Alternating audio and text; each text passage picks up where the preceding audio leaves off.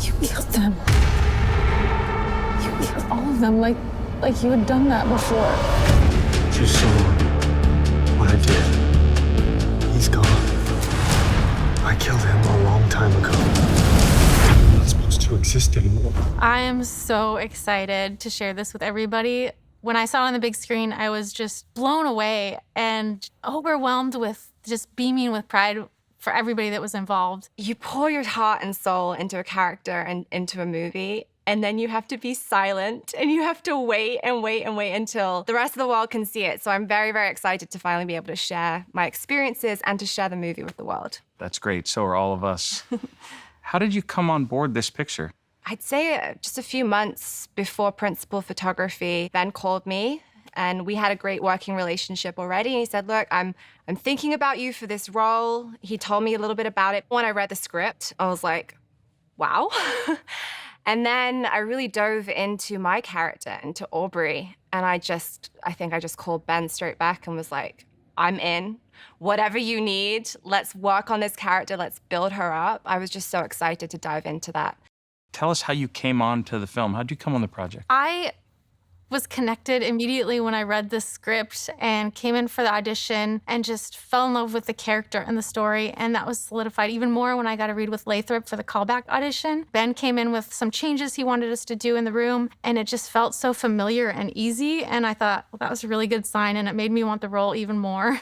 Tell us more specifically about your role. Who do you play in ECCO? I play Abby, and she is so natural and down to earth, but she's also really strong. She would do anything to keep her family together. And the love she has for her husband is so deep and passionate. It's even more so now because they're creating this family together and they have this new family member coming soon, so it's a special moment. There's some obstacles she has to go through. There's things about his past that she knows he doesn't want to talk about necessarily, and she respects that, and that's just the kind of relationship they have.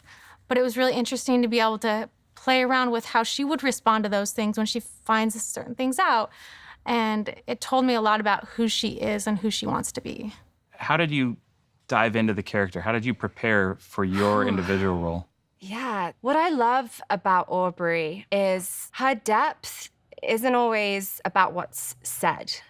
It's actually what's going on behind the scenes for her, what's going on internally. And what I really enjoyed was actually being able to discuss with Ben how we wanted to build that character. Where was she from? Why was she living in this New York loft? Why does she love photography? How does she allow herself to be so vulnerable with this man? And so for me, it was really building the backstory.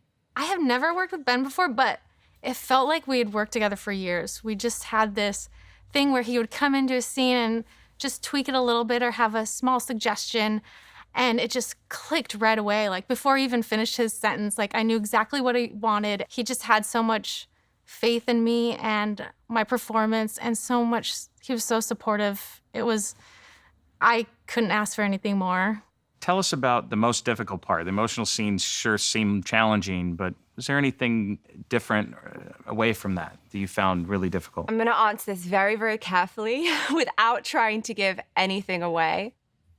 You kind of hit the nail on the head. It was definitely, she's been hurt in the past and she's finally letting this person see her. But I think probably one of the hardest was actually one of the bathtub scenes where I am photographing Michael, and in the back of my head, I'm like, don't you dare drop this camera, because I wanted it to feel so natural. I'm using this Hasselblad, and I could not get that thing wet. So water and expensive cameras is probably a tricky little thing to dive into. Everything in this movie is based out of the relationships between these characters. That is the driving force throughout it all. Everything in this film has a purpose, and everything just clicks and makes sense. So the more you watch it, the more you'll get out of it. The second time I watched it, I was like, You could watch this movie 2, 3, 4, 5 times, and you will continue to find different things. Ben is a symbolic director, so everything, again, has a purpose. So look for the deeper meaning.